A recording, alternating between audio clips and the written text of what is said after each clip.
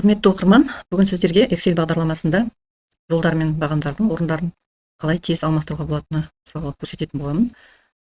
Көбіне біздер бір жолды келесі жолға көшіргіміз келсе, копировать және вставить командаларын пайдаланып көшіреміз.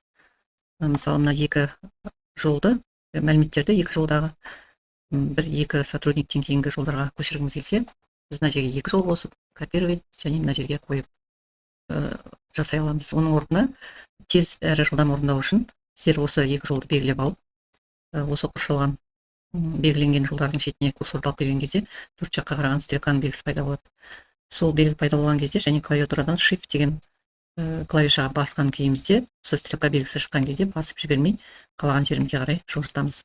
Мына жасыл линиямен бізде көрсетіп тұрады қай жерге қоятынымызды. Сол жерге келген кезде курсорымызды жіберіп қалатын болсақ, мышкамыздың басып тұрған мышкамыздың сол жақ кнопкасын басып төменге жылжытамыз. Сол кнопканы жіберген кезде бізге қалаған жерімізге жаңағы белгілеген екі жолдағы мәліметтеріміз көшірілетін болады.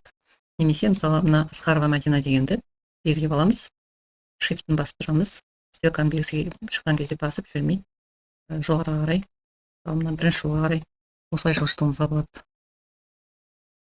Осы сияқты сіздер бағандарды жылжыта аламыз. Ол үшін мысалы мына преподаватель деген баған бізде мына View клиенті дегеннен кейін тұру керек болады.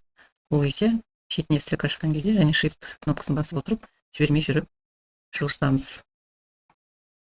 Немесе бірнеше жолды бірден жылжытуға болады. Мысалы, екі жол примечаниеден кейін тұру керек. Екеуін белгілеп алдық. Келесі қалаған жерімізге қарай жылжытамыз. Осылайша жолдар мен бағандардың орындарын жылдам ауыстыра алатын боламыз.